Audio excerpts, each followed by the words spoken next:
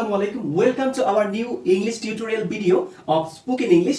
আজকে আমি স্পোকেন ইংলিশে এমন কিছু রুলস রেগুলেশন দেখাবো যেগুলো যদি তুমি প্র্যাকটিস করতে পারো তাহলে তোমার স্পোকেন ইংলিশের অনেকাংশেই শেষ হয়ে যাবে। তাহলে চলো লেট না করে শুরু করা যাক। আমরা আজকে শুরু করছি হলো হাউ অ্যাবাউট।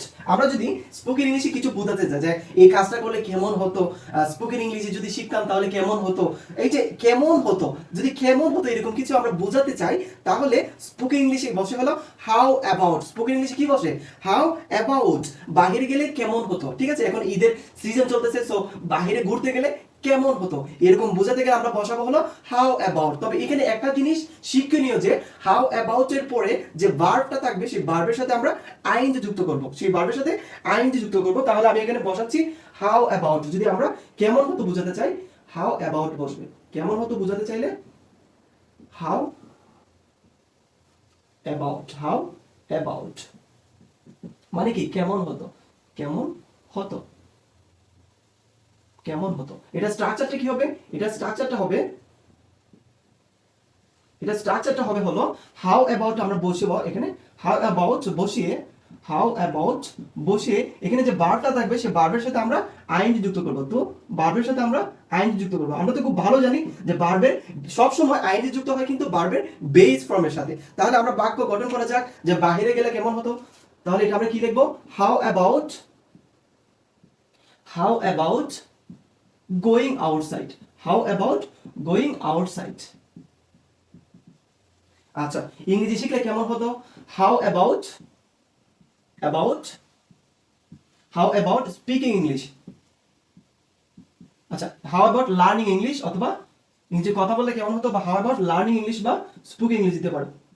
ঠিক আছে, লার্নিং ইংলিশ। তারপর পড়াশোনা করলে কেমন হতো। এখন পড়াশোনা করলে কেমন হতো, তাহলে আমরা কি দিব? হাউ অ্যাবাউট রিডিং নাও। এখন পড়াশোনা করলে কেমন হতো, ঠিক আছে? তো প্রত্যেকটার পরে কিন্তু এই কোয়েকশন মার্ক বসবে, কোয়েকশন মার্ক বসবে। তাহলে এইটা গেল আমাদের হাউ অ্যাবাউট, ঠিক আছে? এখন আমরা যদি এমন বোঝাতে যাই যে প্রায় হয়ে গেছিল, এরকম প্রায়, আমি প্রায় বড়লোক হয়ে গেছিলাম, আমি প্রায় ইংরেজি শিখে ফেলেছিলাম, আমি প্রায় বড়লোক হয়ে গেছিলাম, আমি প্রায় ইংরেজি শিখে ফেলছিলাম, এরকম যদি আমরা বোঝাতে চাই তাহলে কোনটা হবে? তাহলে এই ক্ষেত্রে হবে অ্যাবাউট টু। কি হবে? About two. এটা হবে হলো অ্যাবাউট টু। এই অংশে লিখে দিই প্রায় হয়ে গেছিল এরকম বোঝাতে অ্যাবাউট টু বসে। প্রায় হয়ে গেছিল এরকম বোঝাতে কি বসে? About two. অ্যাবাউট টু, প্রায় হয়ে গেছিল। অ্যাবাউট টু, প্রায় হয়ে গেছিল, প্রায় হয়ে গেছিল, হয়ে গিয়েছিল,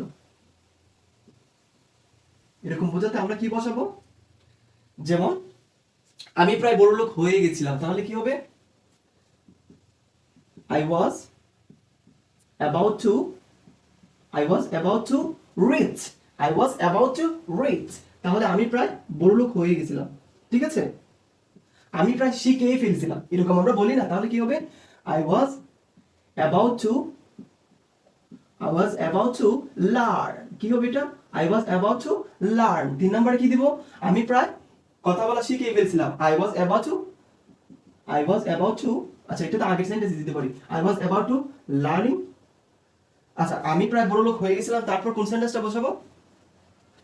আমি প্রায় ঘুমিয়ে গিয়েছিলাম, তাহলে কি হবে? I was about to, I was about to, I was about to sleep। আমি প্রায় মরে গেছিলাম, এরকম হলে কি হবে? I was about to, I was about to die। ঠিক আছে? আমি প্রায় A+ পেয়ে গেছিলাম, তাহলে কি হবে? I was about to get A+। ঠিক আছে? তো এরকমই তোমরা কমপক্ষে 20 থেকে 30টা বাক্য গঠনের চেষ্টা করবা এবং এটাকে জোরে জোরে প্র্যাকটিস করবা, ঠিক আছে? এখন আমরা 3 নাম্বার যে স্ট্রাকচারটা লিখবো সেটা হলো অতীতে কোনো অভ্যাস বোঝাতে, ঠিক আছে? এটা প্রায় অনেকেই জানো। অতীতের কোনো অভ্যাস বোঝাতে কি বসে? ইউজ টু বসে। অতীতের কোনো অভ্যাস বোঝাতে, অতীতের কোনো অভ্যাস, অতীতের কোনো অভ্যাস বোঝাতে কি বসে? ইউজ টু বসে। Use to, use to, use to. আচ্ছা ঠিক আছে, তাহলে এখানে যদি বসায় I use to study, I use to study, আমি পড়তাম, ঠিক আছে। I use to, I use to help everybody, I use to help everybody, ঠিক আছে।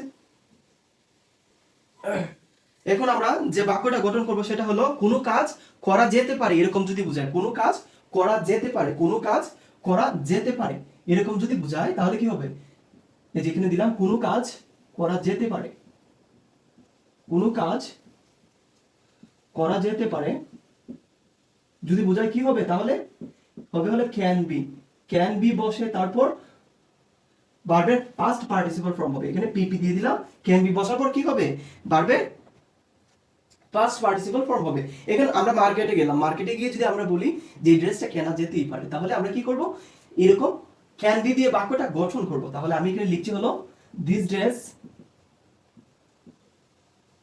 Can be, this dress can be কি হবে, এখন যে বারটা থাকবে বারের পাস্ট পার্টিসিপল ফর্ম হবে, ঠিক আছে। তাহলে বাইকে আমরা দিয়ে দিব বাউট,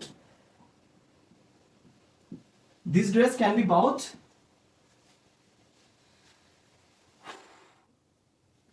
এই খাবারটি খাওয়া যেতেই পারে, তাহলে এখানে কি বসাবো, this food can be, this food can be eaten,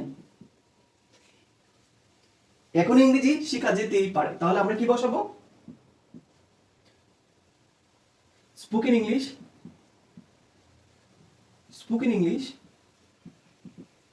can be, spoken English can be learn, ঠিক আছে, এখানে লার্ন বসে দিব, ইডি যুক্ত করে ফেলবো, ঠিক আছে। ঠিক আছে, এরকম প্রত্যেকটা রুলস দিয়ে তোমরা কমপক্ষে চেষ্টা করবে 20টা স্ট্রাকচারাল ওয়ে সেন্টেন্স মেকিং করার, ঠিক আছে। But daily using this type of rules and regulation and sentence making structural practising, one day some day you will be able to speak English as a fluent. Okay, so তোমরা প্রত্যেকে practice করে, কমপক্ষে practice করে নোটটা pick তুলে আবার comment সেকশনে পাঠিয়ে দেবা, ইনশাআল্লাহ আমি রিপ্লাই দিব তোমাদের, ঠিক আছে।